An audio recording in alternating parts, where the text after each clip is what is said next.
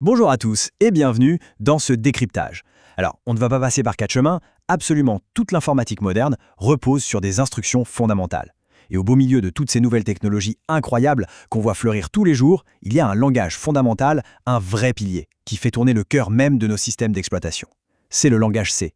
C'est littéralement le moteur sous le capot. Et aujourd'hui, notre but va être de démystifier cette syntaxe ultra puissante pour comprendre exactement comment elle fonctionne, étape par étape. Mais avant même d'écrire une seule ligne de code, c'est super important de visualiser la mécanique globale. Comment on passe d'un simple texte tapé sur un clavier à une application qui fonctionne vraiment? Eh bien, ça se fait en trois grandes étapes. D'abord, on écrit notre code dans un simple éditeur de texte.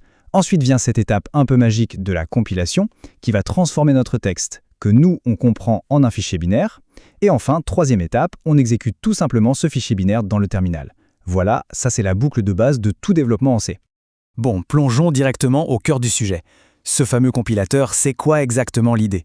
C'est vraiment l'outil indispensable qui fait le pont entre nous et la machine. Vous en avez peut-être déjà entendu parler sous les noms de GCC ou Clang. En fait, l'ordinateur, lui, il ne comprend absolument pas notre texte. Il ne parle que le binaire. Le compilateur agit donc comme un traducteur ultra rapide qui va lire notre code C et générer ce fameux fichier exécutable. D'ailleurs, par défaut, sur les systèmes Unix, il s'appelle souvent A.out. Sans cet outil, honnêtement, notre texte, ça reste lettre morte. Voici un aperçu rapide de notre plan d'attaque. On va voir les fondations du langage, comment on gère les variables, comment on prend des décisions avec les conditions, comment on automatise avec les boucles, l'organisation avec les fonctions et tableaux, pour finir en beauté avec les pointeurs et les structures. Première partie de notre analyse, les fondations du langage C, le vrai point de départ. Alors, ce petit bout de code, c'est sans doute le plus célèbre au monde, le fameux Hello World. Mais isolons-le une seconde pour bien comprendre l'idée. L'objectif, c'est d'observer les atomes primaires d'un programme. Tout code en C possède un point d'entrée absolument obligatoire, une fonction principale, baptisée main. C'est de là que tout démarre. À l'intérieur, on voit cette ligne printf qui sert à afficher du texte. Mais ce qui est fascinant, c'est que le langage C, de base, est tellement minimaliste qu'il ne sait même pas faire ça tout seul. Il faut obligatoirement importer des outils externes via une bibliothèque appelée stdio pour pouvoir afficher ce simple texte. C'est fou, non? Partie numéro 2. Variables et types de données. Nos petites boîtes d'informations. Pour faire simple, on peut se représenter ces variables comme de petites boîtes dans lesquelles on viendrait ranger nos données directement dans la mémoire de l'ordinateur. Et ce qui est vraiment intéressant ici, c'est la rigueur totale qu'impose le C. Contrairement à d'autres langages beaucoup plus flexibles, ici on doit définir avec une exactitude absolue le type de données de chaque boîte. On utilise int pour les nombres entiers, float pour les décimales et char pour une seule lettre. Et pour les manipuler, on doit utiliser des codes de formatage très stricts comme %d ou %f. Pourquoi autant de discipline? Eh bien, ça permet au compilateur de savoir précisément au millimètre près la place qu'il doit réserver en mémoire. Troisième partie. Conditions et opérateurs logiques, ou comment prendre des décisions. Bon, maintenant qu'on a nos données bien rangées dans leur boîte, comment on leur donne vie? C'est là qu'intervient la prise de décision, avec un principe binaire tout simple. 0, c'est faux, et 1, c'est vrai. Si on met côte à côte deux opérateurs logiques essentiels, on voit vite la différence. D'un côté, on a le « et » logique avec la double esperluette. Lui, il est hyper intransigeant. Je dis bien toutes les conditions doivent être vraies pour que le résultat final fonctionne.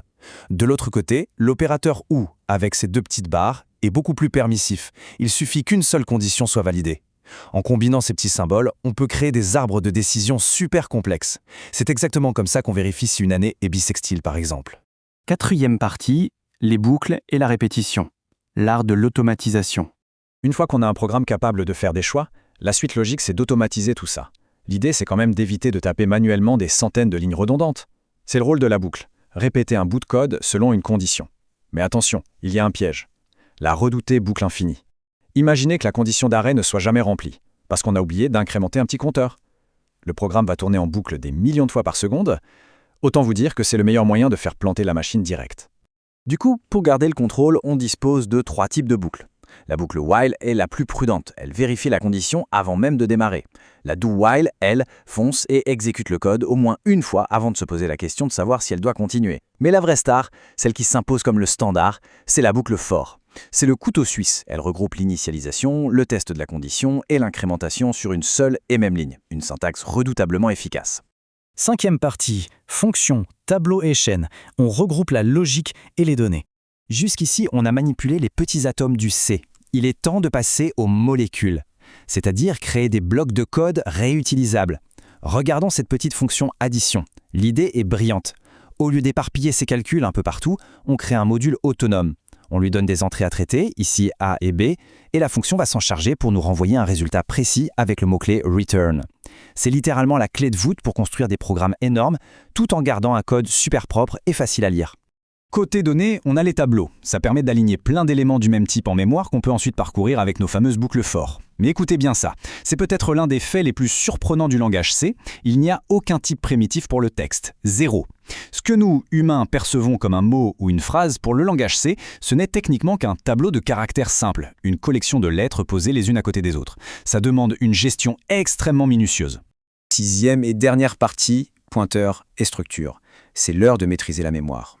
Alors le voilà, le concept qui terrifie souvent les débutants. Mais honnêtement, le point crucial, c'est de bien comprendre qu'il s'agit juste d'une extension logique de tout ce qu'on vient de voir.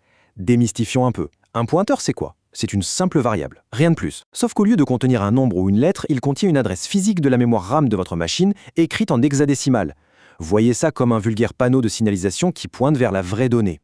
Et c'est là qu'on met vraiment les mains dans le cambouis. D'un côté, on a la valeur concrète, la donnée pure. De l'autre, son adresse mémoire, l'endroit physique exact où cette donnée est stockée. Le C nous donne littéralement les clés des deux mondes. Avec le symbole esperluette, on peut trouver l'adresse d'une variable. Et avec l'astérisque, on peut aller fouiller ou modifier directement ce qui se trouve à cette adresse. C'est un accès direct et total aux rouages les plus intimes de la machine. Finalement, pour ne pas devenir complètement fou avec toutes ces données et adresses en mémoire, on utilise des structures. Prenez l'exemple d'une structure student. C'est un peu comme une carte d'identité ou une ligne dans un fichier Excel. Ça permet de regrouper plein d'informations différentes, un tableau de lettres pour le prénom, un nombre pour l'âge, etc., sous un seul et même nom. C'est une manière super élégante de modéliser le monde réel dans notre code. Ce qui nous amène à cette réflexion pour conclure.